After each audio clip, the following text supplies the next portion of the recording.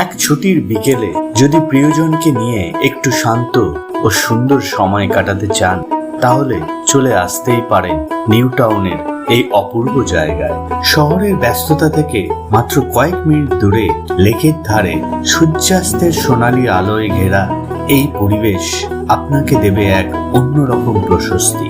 বিকেলের নরম হাওয়া, জলের উপর পড়া রোদের ঝিলিক আর চারিপাশে মনোরম পরিবেশ, সব মিলিয়ে সময়টা হয়ে উঠবে সত্যি বিশেষ।